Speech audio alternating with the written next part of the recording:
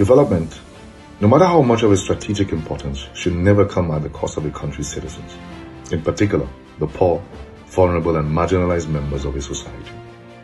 If it does, then such a development falls short of a true definition of what development ought to be, because at the heart of any developmental pursuit is the development of people, human development. And as a result, government must, as a matter of necessity, actively balance the pursuit of any physical development and ensure that in so doing it mitigates any adverse impact such an initiative will potentially have on project-affected persons during implementation and after the project completion. Crucially, a human rights-based approach to project-induced displacement and resettlement must be adhered to.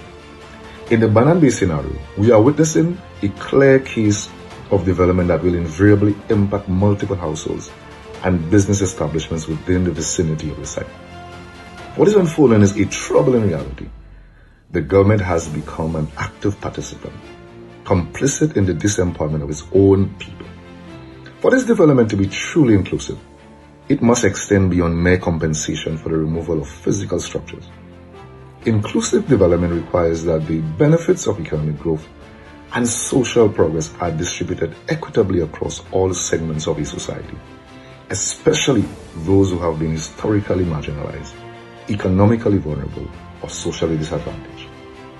Accordingly, the process must involve genuine and respectful consultation, ensuring that negotiations are conducted on an equal footing.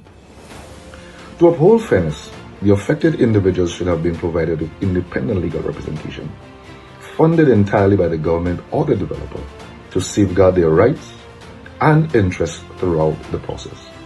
Critically, a comprehensive socio-economic and environmental impact assessment should be conducted to evaluate the potential effects of the project on affected families, their livelihoods, and the surrounding environment.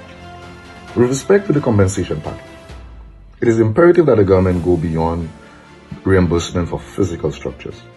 In alignment with the policy commitment outlined in the 2025 Budget Policy Address, the government should identify and allocate suitable public lands for relocation and grant legal title to affected individuals. These lands must be equipped with essential amenities, including road access, potable water, and electricity, to ensure a dignified standard of living. Furthermore, the compensation package must account for potential income loss incurred during the construction or transition period. To support a humane and orderly relocation process, the government or the developer must also provide transitional assistance, including professional dismantling of existing structures, transportation of belongings, and interim rental accommodation, all fully funded by the responsible party. Nothing short of this comprehensive approach to resettlement and compensation would be acceptable. What we are witnessing is not merely bureaucratic negligence. It is a government actively placing its own citizens at risk of becoming squatters and, in the worst case, homeless. By displacing individuals without adequate safeguards, relocation plans, or legal protection, the state is violating its fundamental duty of care to its people. In a modern, democratic society, let alone in the year 2025, such an action should not be normalized. It should spark national outrage.